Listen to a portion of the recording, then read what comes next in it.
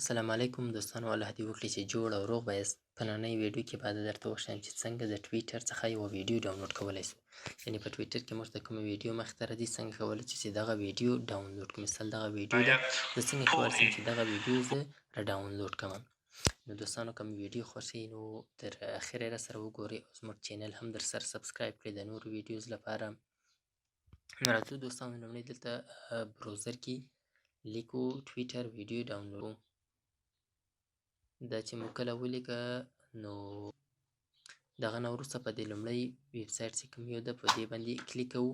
ځینې تھرډ پارټي اپلیکیشن هم راځي د دې دپاره چې شاید هغه بیا ستاسو د هیکر په واسطه جوړ شوي یا ستاسو ډیټا ته زیان ورسوي. نو دا د ټولو نه ښه او غوره لار ده. نو زه راځم لومړی دلته په هغه ویډیو چې کوم ټویټر د هغه لینک را کاپي کوم. مثال دا ویډیو ده، دلته راغلم شیر باندې کلیک کوم او دلته کاپي لینک ټو ټویټ دا لینک مې کاپي کړ. دلته راځم، دلته یې پیسټ کوم. کله چې مې دا پیسټ کړ نو راځم ډاونلوډ باندې کلیک کوم. کله چې مې ډاونلوډ باندې کلیک کړئ دلته ماته راځي، دلته فارمټونه هم راځي، کوم فارمټ کې غواړئ تاسې ډاونلوډ کړئ. زه غواړم چې په دې یوه کې ډاونلوډ کړم. ډاونلوډ پریس کوم. کله چې مې ډاونلوډ پریس کړئ نو دا ویډیو به ماته خلاص شي. کله چې ویډیو خلاصه شول، کله چې ویډیو خلاص شول نو زه راځم دلته په دې رسته لاس کې چې کوم درې آیکنه دي، درې ټکي دي، دا کلیک کوم.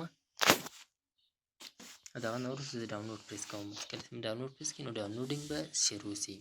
نو دوستانو کوم ویډیو خوښه شوې چینل در سره سبسکرایب کړئ.